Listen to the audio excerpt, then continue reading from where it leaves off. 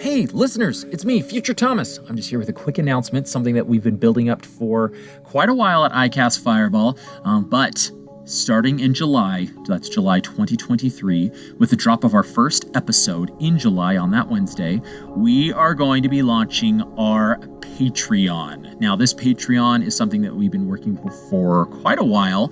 We're going to have a couple of tiers that you should go check out. We wanted to give you a heads up so that you can be wary of it. The big thing we're going to be dropping is a Discord where you can interact with us directly throughout the day and with other fans, and possibly look for other games as well for other iCast Fireball fans. So just be on the lookout for that. Details will come closer to the date. Anyway, back to this week's episode.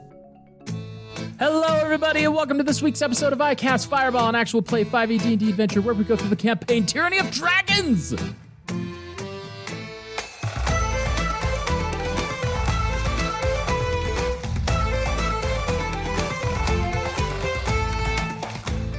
My name is Thomas, and I'm your DM for this adventure, and around the table we have...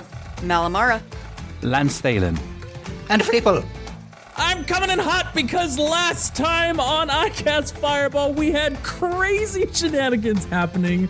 Mal, unconscious, so it resulted in Fleeple and Lance using Fleeple's avatar Bahamut to go inside her soul, to go through all these emotional, mental, psychological barriers till they were encountering Heir 2, or the visage of Heir 2 himself, and having to break and literally have a tug-of-war between Mal and Heir 2. It was emotional, it was high intense, we had some crazy orcs that we battled, but in the end, Mal herself shrugged off Heir 2, and with the help of her friends, was able to sever the connection, and Heir 2's presence was gone. And that's where we join our adventurers on this week's episode of iCast Fireball. So, Jhank Squad, this empty expanse that the three of you find yourselves in had darkness encroaching upon you as Heir 2's presence was there. But, as I mentioned, with the swirling darkness that coalesced underneath Heir 2 and banished him from your sight, the expanse is now starting to brighten and starting to heal. And although daylight doesn't stream immediately over the horizon, you feel the taint of Heir 2 has dissipated from Malamara's soul. You find yourselves with a quick moment before Fleeple and Lance, your bodies start to feel that they are being pulled from Malamara's soul, and you have a moment to just look at each other and reflect on what just happened. All three of us, or just me and Fleeple? Malamar is there. Lance and Fleeple, you are all there currently, as this is Mal's soul. The two of you are slowly being pulled, almost as if you're being stretched away from Mal's soul, just slowly. But Mal, you are there just reveling in this peace and this silence. You have a moment to the three of you without the being in the orc encampment, without anybody surrounding you, to where you can converse and you can reflect on what just happened. How are you feeling? Mal is standing there, breathing quite heavily after stabbing the visage of Heir 2 in the back, and his form melting away.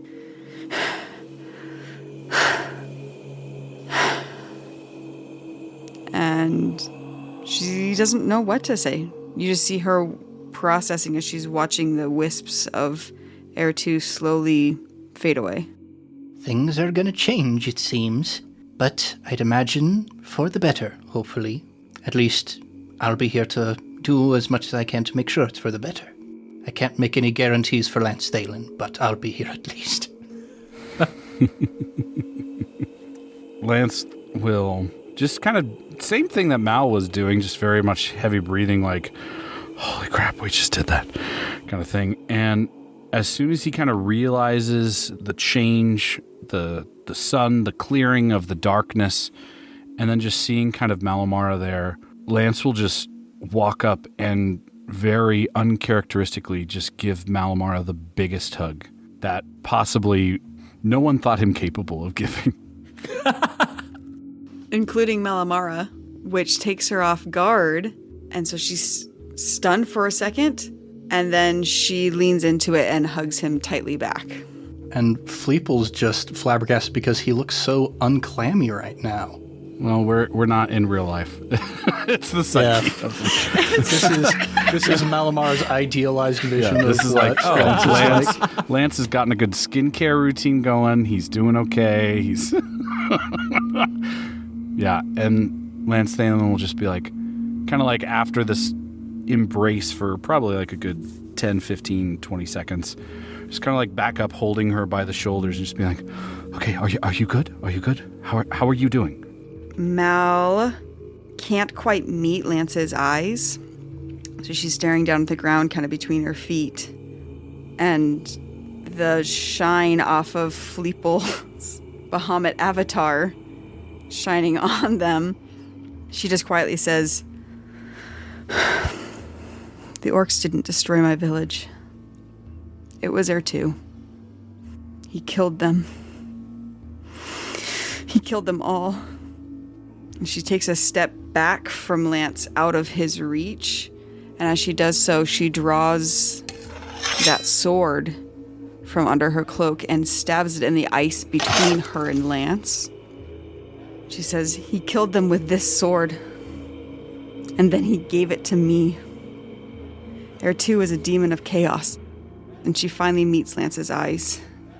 "And I think he gave me the sword to spread that chaos. I think he saw himself in me." And then she looks at Fleeple off to the side. "All these years I thought the orcs were monsters. But it turns out I was the monster." And she, in shame, looks down away from Fleeple and back at the sword. Well, you're in good company because I've been a monster for most of my life as well. But then I found Bahamut and my life turned around. As Fleeple says that, she looks up at him and then really actually takes him in. Because up until now, she knew that he was there, but she didn't really look at him. But really focusing in on him and seeing that he's not just like in her mind brighter, is like clearly something going on and clearly something magical. And the bright, radiant energy coming off Fleeple washes across Malamara. And to her, it feels cleansing. And Mal, as you really take in Fleeple, this beacon is probably too mild of a term, as Fleeple's brilliance is shining forth. It's white and platinum at the same time, but also, in a way, parts of it are indescribable, as it is just shining forth from Fleeple over you, and you feel that warmth and that comfort from you as you look at him. And it's peaceful and totally different than what you felt for months and years even. So it's quite a drastic change now that you don't have the emptiness and now that you have the vacancy of Ertu gone from your soul. And it's just about this time when, Mal, your eyes start to open and you are in Ghoul's room on her bed. As you sit up and look around, you see Ghoul in the corner where she has set up a few totems. And next to the totems, she has some small bowls that look like they've been treated wood, where she is slowly, the smoke is curling from these bowls as there is a strong scent filling the room as she is muttering under her breath and waves her hands over the smoke, bringing it towards her and sometimes pushing it to the ceiling as she seems to be communing or speaking to these totems. And it's just at that point that Fleeple and Lance pop right into existence right next to the bed, and both of you like kind of stumble on your feet as you try to catch each other, like, oh, and hold on to each other before you fall face first into the ground. Oh, I feel knackered. Are you okay? Is he still shining? like a diamond? No, he's not shining, actually. But speaking of being knackered, Fleeple, because you failed one of those checks, a natural consequence and of just holding on and trying to use Bahamut's power to the fullest extent in any given moment, your body was unable to cope with it at times, and so your mortal frame started to splinter and weaken as a result of that. And so mechanically, what I'll say is you'll have this is by no means really anywhere written, and if it is, fans, please point it out to me. But I will.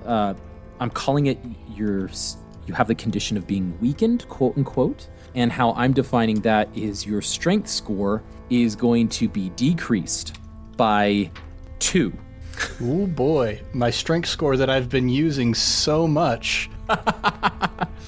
So I know it's not it's not one that you've been focusing on real good as Fleeple, which is a good thing.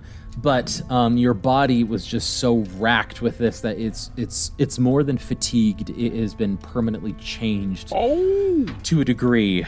And this is not a permanent thing. Your body can recover from this, but this is it's going to take a lot longer than just a long rest to recover from this weakened state as a result of holding the godly power of Bahamut in your tiny cobalt frame. Yeah, it's like when Izuku Midoriya doesn't understand how to use One for All, and he just breaks all of his bones limbs all at once, yeah. Yeah.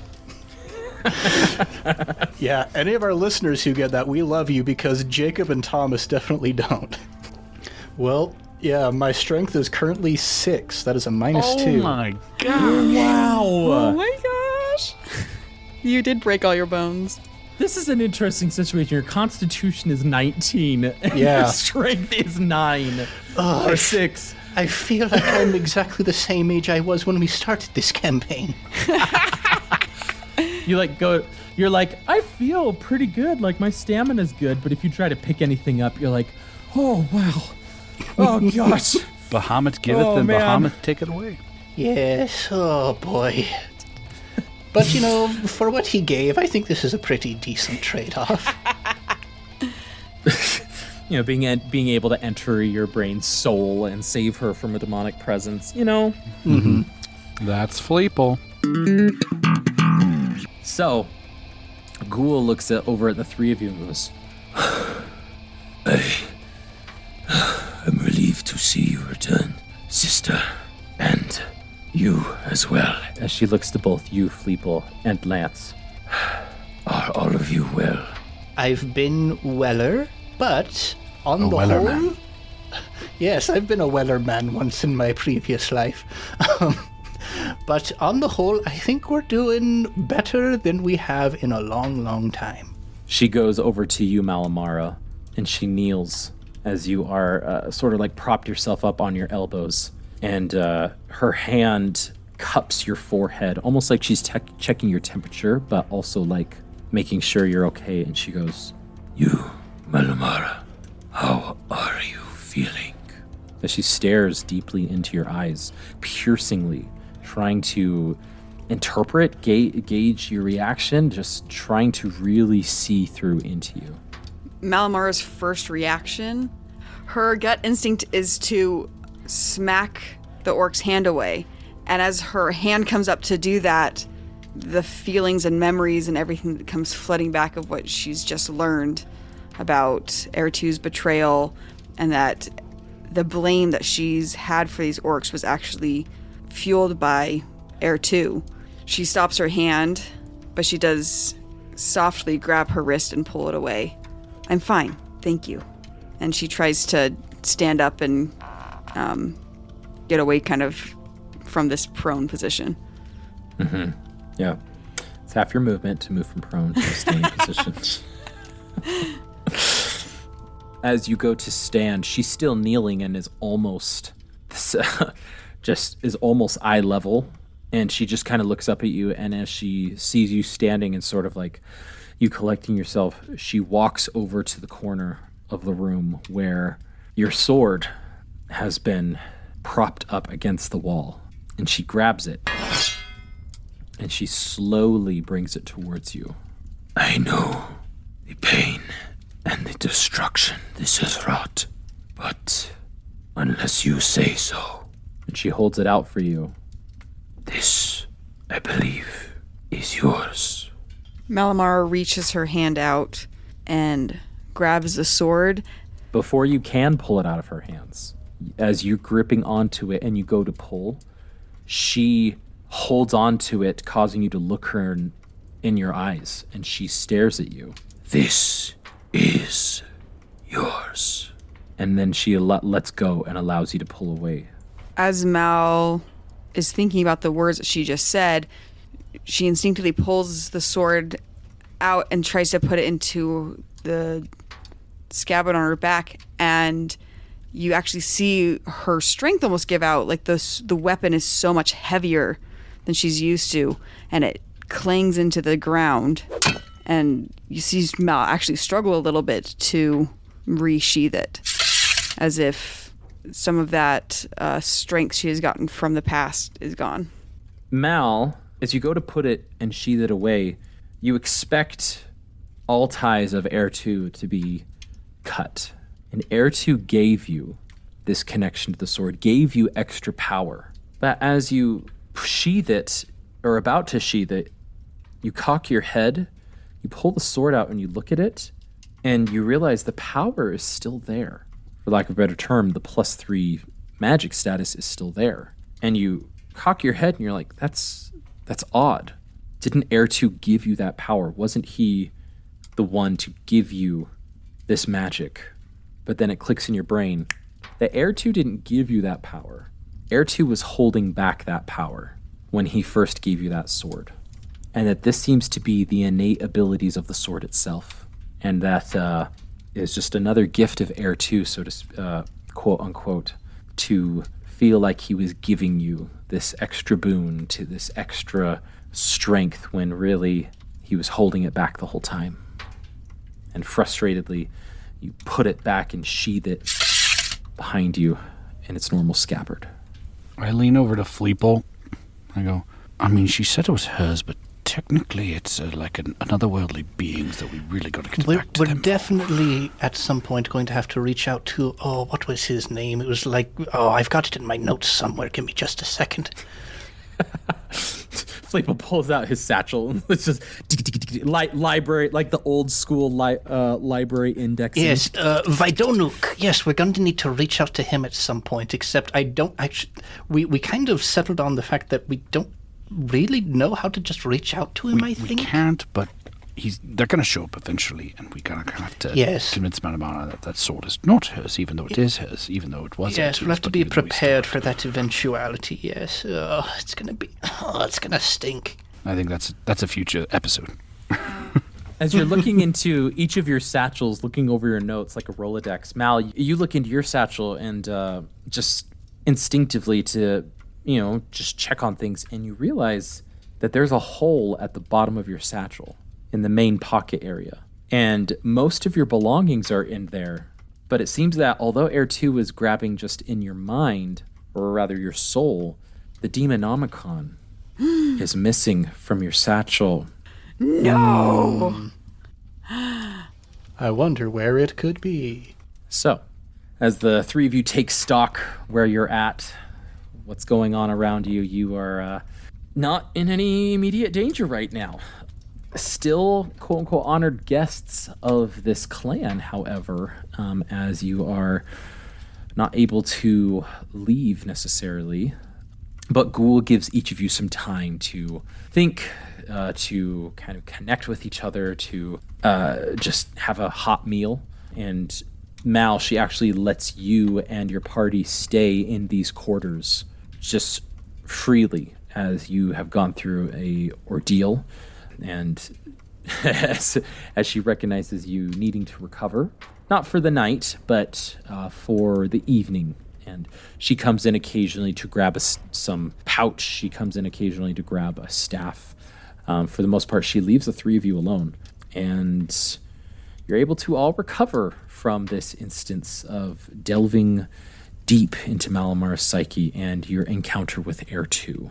At some point when Ghoul is passing through, would it be possible for me to kind of flag her down and have a little chat? Hey, druid friend, how's it going? She opens her mouth like she's going to,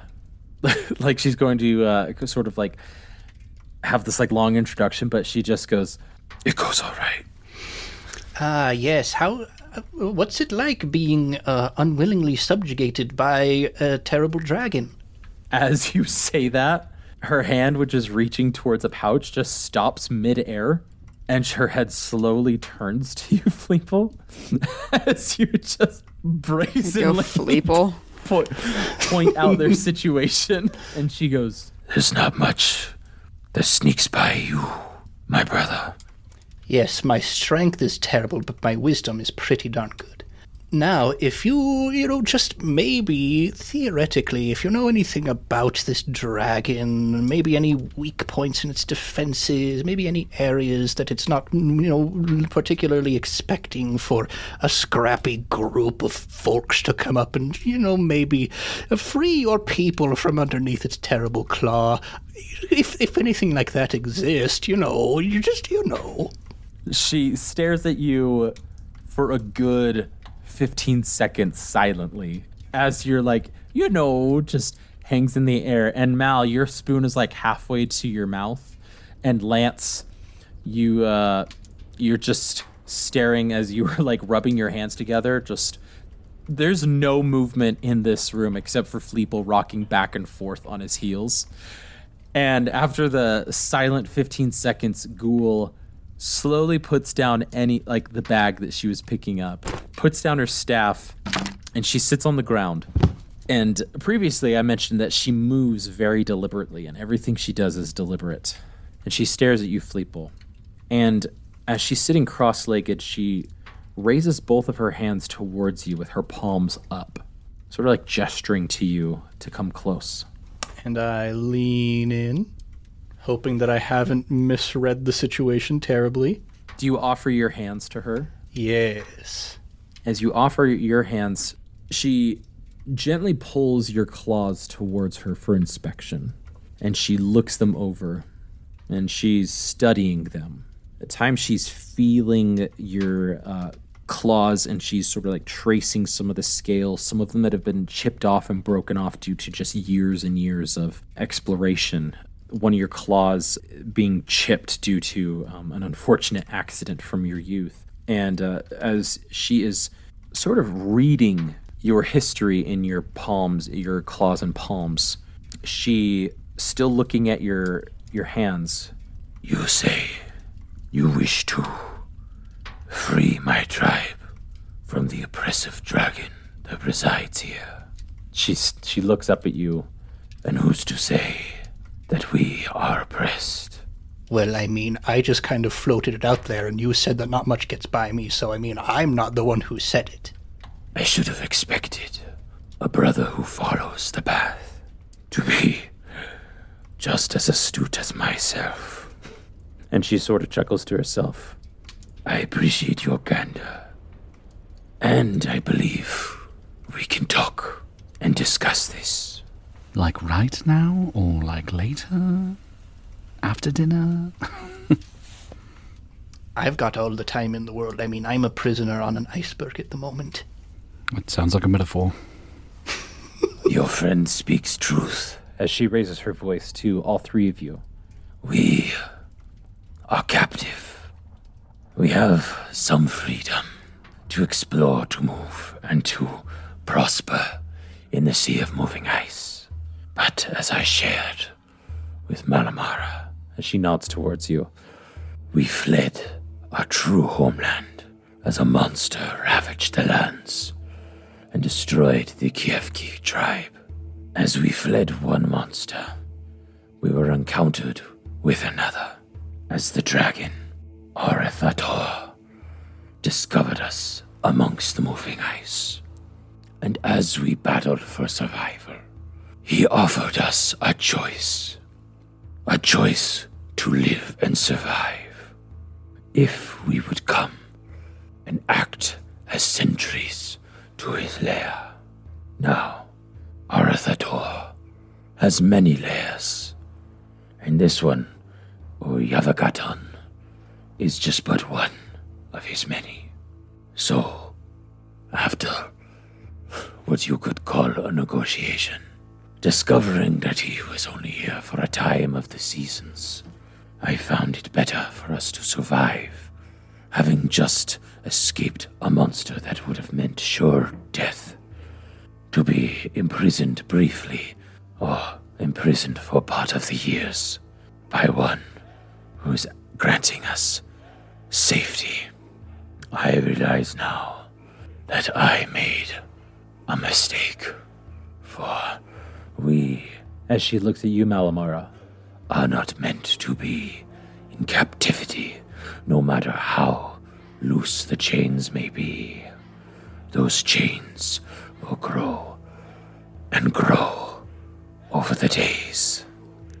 Yes, we wish to be free of this captivity. I could not release you to your ship, the Frostskimmer, for Arathator had seen your ship from afar off and ordered us to capture you and bring you here as offerings to him. If we did not obey, he would have taken half of my tribe. And as you saw, we are not numerous enough to afford that.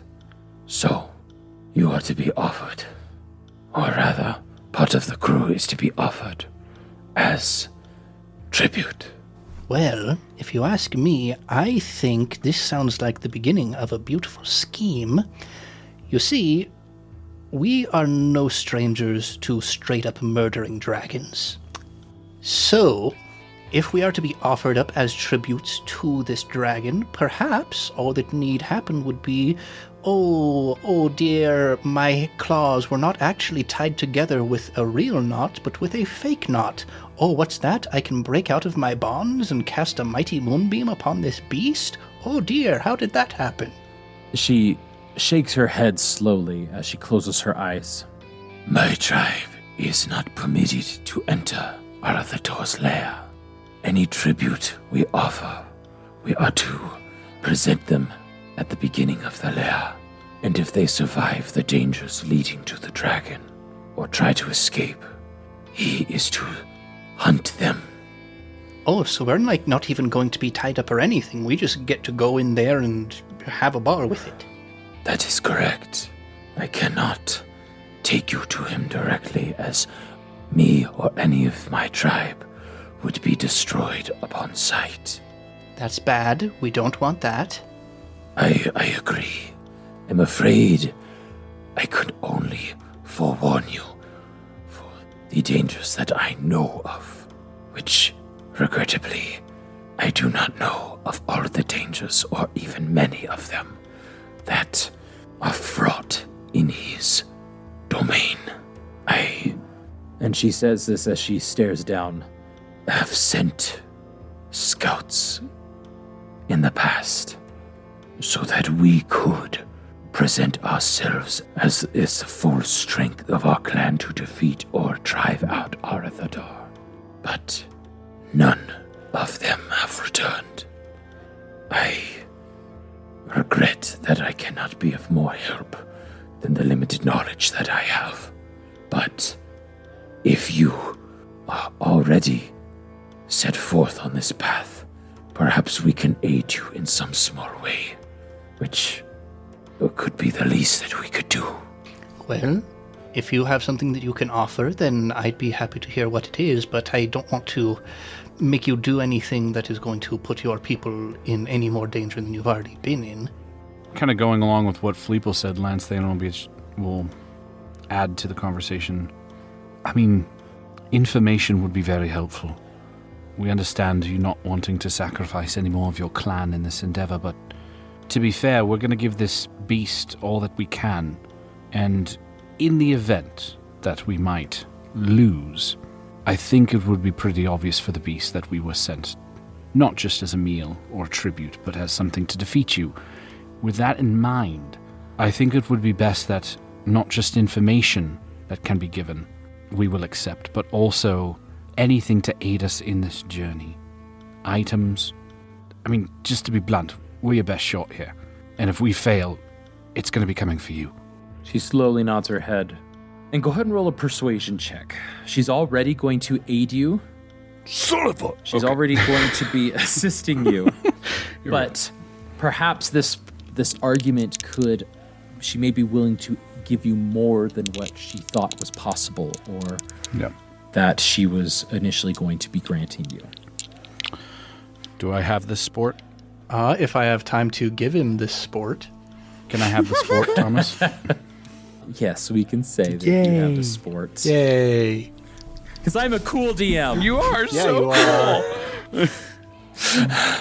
The pressure's on, listeners. Okay. Gotta be a cool DM. Okay. Plus a D4. Well, that's a 1 added, but nothing. Better than nothing. That's going to be 17. 17. She slowly nods her head. I will see what else I can bring to you. Your argument does not fall on deaf ears. I will bring what I can and ask some of the village if they can sacrifice anything that they might have. Thank you. With that, she goes and says, When would you like to leave? I can show you the entrance. After a long rest? I think long we rest need would at be least great. 8 hours. We need at least 8 hours. That's our typical let's prepare time. I see. Of course, I believe we have just enough time for that. Any longer, and I fear we would have been required to give a tribute or offering. So, yes, I believe we can give that, at the very least. All right. and with that, we can wrap up the evening as she gathers the items from she's going to go talk to the tribe. She's going to go figure out what she can get for you, but you all can get a long rest. Woo! Yay! Get my luck points back. Let's oh boy. do it. Yeah. My HP back. Mm-hmm. Yeah, I actually took 0 damage during that entire situation. I didn't take any either. That's right. I didn't either. Yeah. But I did like special abilities, so I can get those back. So it's not like I'm out of. Yeah, get my mistletoe back. Get my 5th level spell slot back. So it is helpful. At some point in this rest, or at some point, Lance would like to try and talk to Malamara. At some point, probably Fleeple's still asleep. Yeah, or Fleeple's kind of off doing his own thing. I don't know. Or Fleeple could be there. I don't really care. Now, Fleeple is off in the corner. He's just really, really taken aback because that's the first time anybody's ever held his hand. Oh. Is there a future? No. Druids of a feather? Fleeple's just kind of is that how... It doesn't normally work that they just stare at all of the imperfections of your hands. Is that how this works? For minutes on end? I've never felt so self-conscious about my low strength score in my life. I want to know what love is. I have something to fight for now, besides Bahamut. It's probably just the heat of the moment. I mean, we're about to die at the hands of a terrible dragon. Lance will just kind of he's checking in with Malamara after we've kind of gone through some time, just sitting next to her and being like, so that was pretty crazy. What we just went through. What you just went through. Yeah, seeing you and Fleeple show up in my subconscious, I would definitely say is crazy as she's laying out her bedroll. Sorry, we would have asked, but you are not available. How are you? This is weird. This is awkward. How are you doing? Malamara is kneeling as she's rolling out her bedroll, so she looks up at him. I've had better days. I mean, I would consider this a pretty good day. You and I have very different definitions of that. She goes back to getting her stuff ready. I just didn't want to leave it alone with what you said in your mind? That sounds weird. What you said to us in your subconscious. You're not a monster. Fleeple had some very stirring words from a person who considered himself a monster and has turned it around to be the one who fights them. I just want you to know that you're monsters like to hurt. Monsters like to deceive. Monsters like to... They like the base of depravity. I've never seen you like that. In fact, you fought that off. I mean, that's why I consider today a good day. You rejected your monster. And speaking as someone who is not like Fleeple, who does find enjoyment sometimes in the bad, as evidenced by what I did prior to we left with Balam, you're nothing close to that. Mal pauses what she's doing and looks back up at him. A demon of chaos chose me to carry a blade that he killed my grandfather with. And even with that knowledge, I still have the blade. Being chosen by a demon of chaos because I remind him of himself and he sees the potential of the chaos I can ensue seems pretty monstrous to me. You were used. That's what demons do. They use people. To me, again, just in my perspective, but I think the greatest joy a demon could ever find is trying to take the thing that is opposite of themselves and make it like themselves. And yeah, no lying, Malamara. You're treading a line, for sure. But you chose not to be used in the end. Otherwise, Fleeple and I would be running around that little weird head of yours. Or dead. Most likely dead. I know you're going through a lot. I'm sorry if what I'm saying makes it like I'm denying what you're feeling. I don't want to do that. There's a lot you're feeling, and you need to feel all of it. I just want you to know there's something beyond what you're feeling too. Mal locks eyes with him, and she can read the sincerity of what Lance is saying. And she takes a deep breath in and then just sighs. She'll take out her sword and put it in the ice next to her bedroll, blade side sticking into the ice, and turns her back on Lance, kind of signaling the end of the conversation. But as she kind of gets into her bedroll and starts to get comfortable, quietly, Lance hears her say, "Thank you for saving me today." Thank you for your... He's getting to the point where he's like, I'm uncomfortable. Like, so much emotion's happening right now. Thank you. You're welcome. And, yeah, he'll recognize her signal and just then gonna start laying out his own bedroll. So, as all three of you go to sleep, drift off to sleep, meditation for Lance here, with all these thoughts running through your minds, each of you with your own thoughts running through your mind, Fleeple and the hands and the conversation fresh on Malamara and Lance's brain. You all get a full night's rest. So again, everything's good there, nothing to disrupt. But in the morning, Ghoul comes to you after you get your morning meal, which, by the way, you slept in the main hall. You didn't sleep in her room. So there were orcs that are walking around, getting the day ready throughout the night. Sometimes you're woken up by an orc grunting or like just cleaning something in the main hall and the doors opening. But this is definitely not uncommon for orcs to be about. So Mal, it still takes some getting used to. It takes getting used to for all three of you. But Lance, you only needing 4 hours. It's less disruptive for you. And in the morning, you go speak to the Frost Skimmer, or rather, do you speak to the Frost Skimmer and clue in the crew what's going on here? Yeah, I think I would probably approach Larushta and be like, okay, so we are going to go and kill the dragon, and that's going to solve all of our big problems here in the north, hopefully.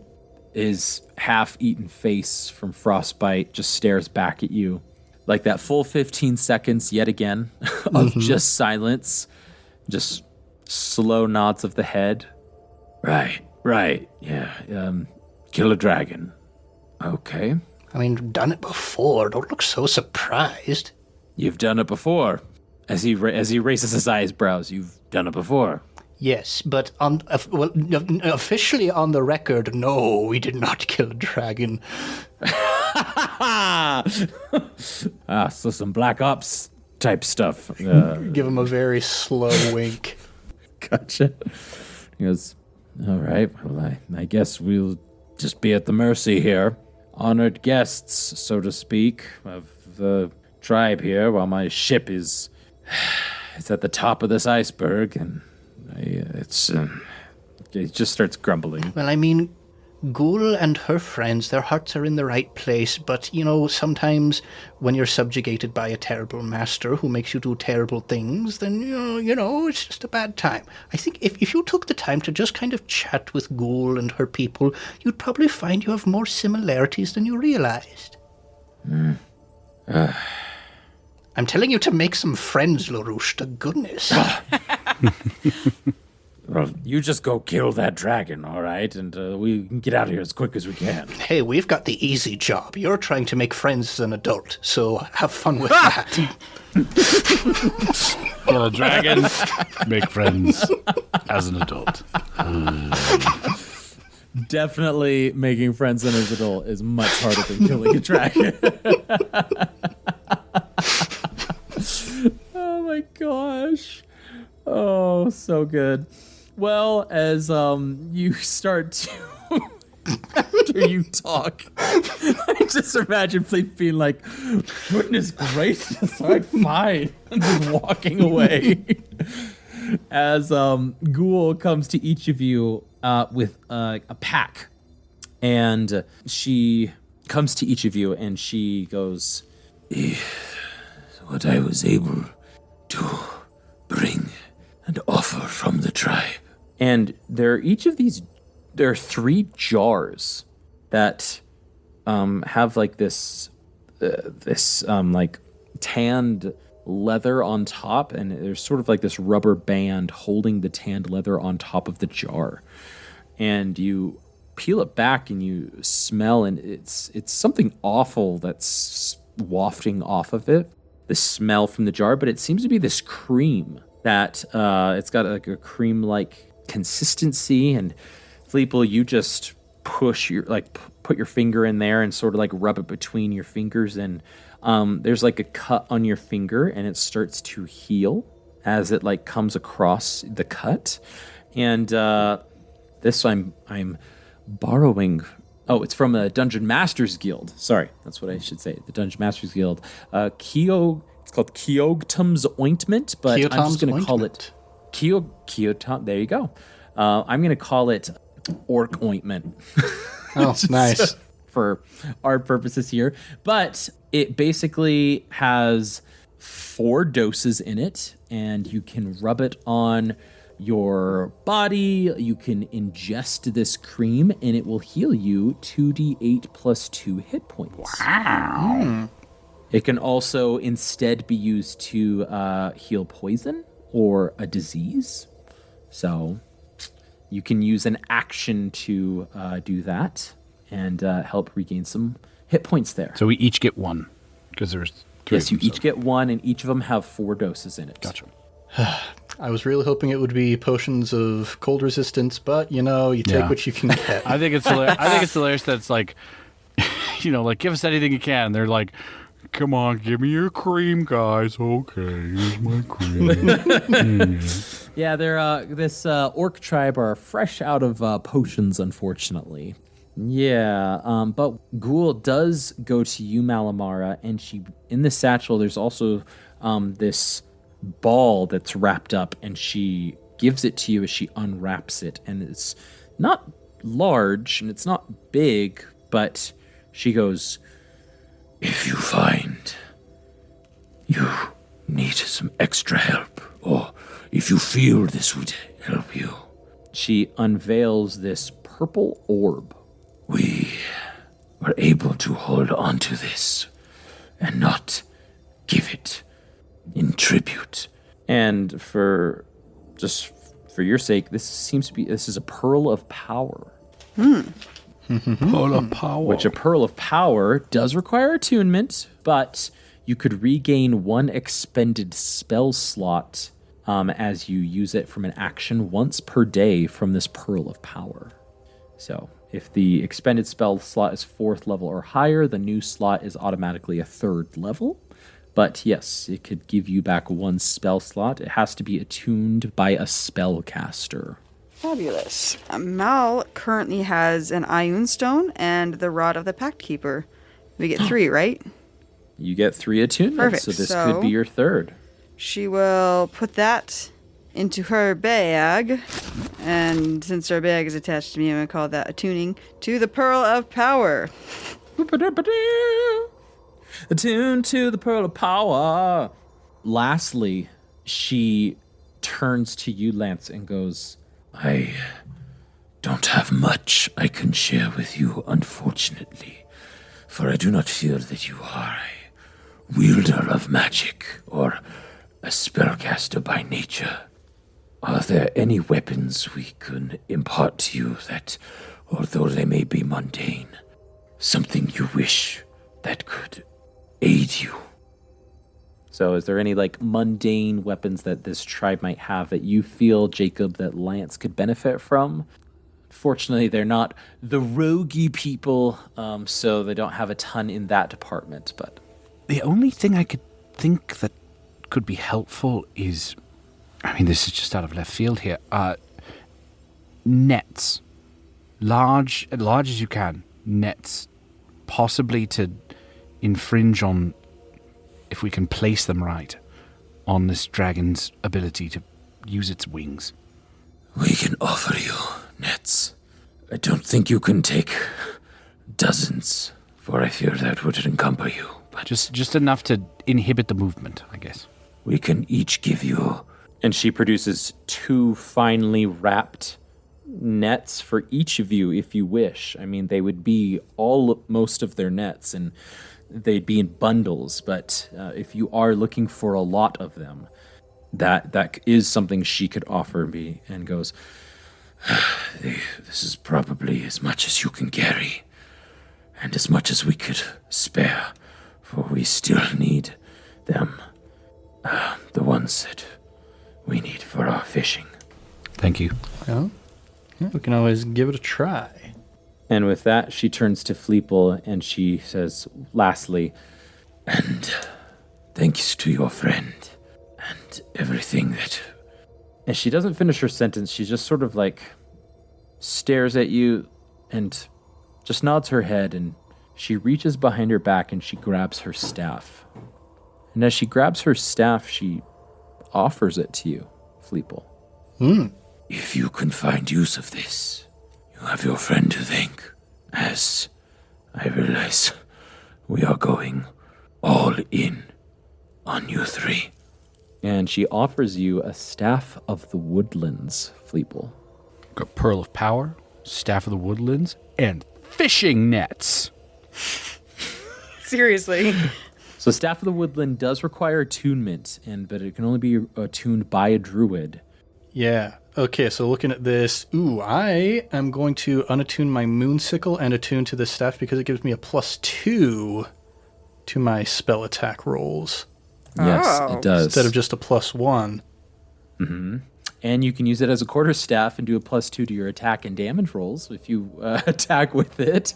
And I can cast a whole bunch of spells with it. Look at that. There are a lot of spells. This is a staff that has many charges to it.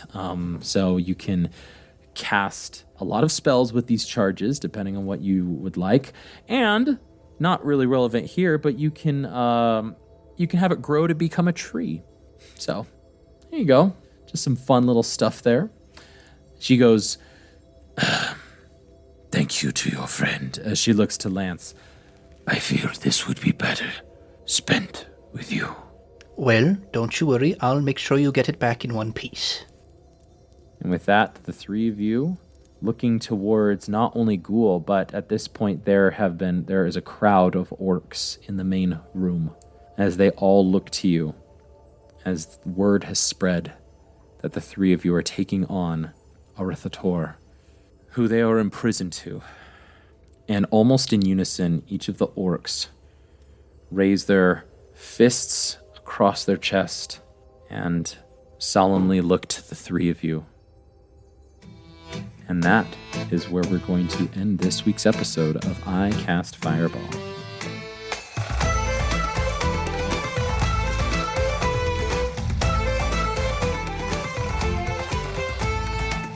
Ooh, that was a big one. That was a big one. As always, Ned, Jacob, Mickey, thank you for jumping on as we're going to jump into this dungeon delve here moving forward. I love a good dungeon delve. I really do.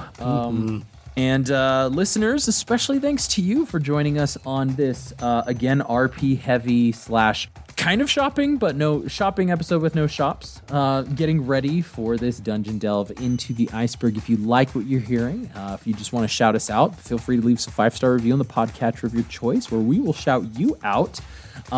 Like this review we got, Nathan for Fleeple. They say, amazing story, combat. This is an amazing podcast where every episode I'm at the edge of whatever seat I'm sitting in. The characters' inactions are my favorite, and I love the differences. The DM's way the stories can fade always has me intently listening. It's hard to find great podcasts like this. Overall, would definitely recommend this, whether you're an expert in D&D or you don't even understand the rules. Nathan for Fleeple, thank you, and Fleeple appreciates you.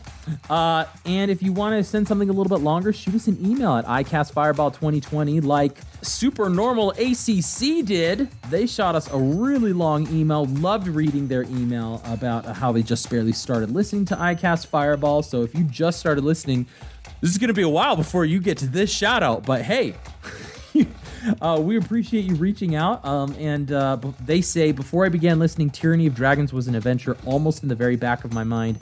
But the way you're running it is so fun and interesting that I'm tempted to buy the book for myself.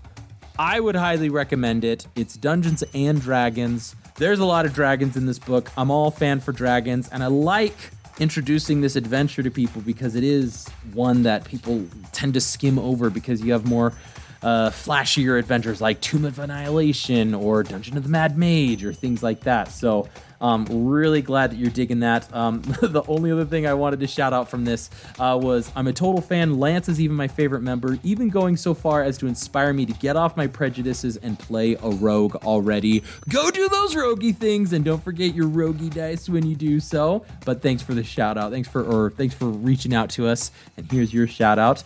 If you want to shout us out in a different way, we have our social medias. We've got our Twitter, Facebook, our YouTube. We have our Instagram as well, at @CastFireball2020. Also, want to shout out our sister podcast, Improv Tabletop, where Ned here. Ned, wave to the people. He jumps in as the GM, the keeper, where he goes through some fantastic campaigns. They've got Fate Accelerated, a fantastic improv-based tabletop system. They've got 10,000 Things, their Avatar Legends tabletop, and they've got Blades in the Dalfey, their Blades in the Dark actual play podcast. It's a ton of fun. Don't forget to leave them a 5-star review on the way out. Lastly, don't forget to like, subscribe, and share with your friends and fellow wacky adventurers. But until next time, I'm Thomas, your DM, and around the table we have Malamara, Lance Thalen, And Fleeple. Let's keep that fire going, and we'll see you all next time.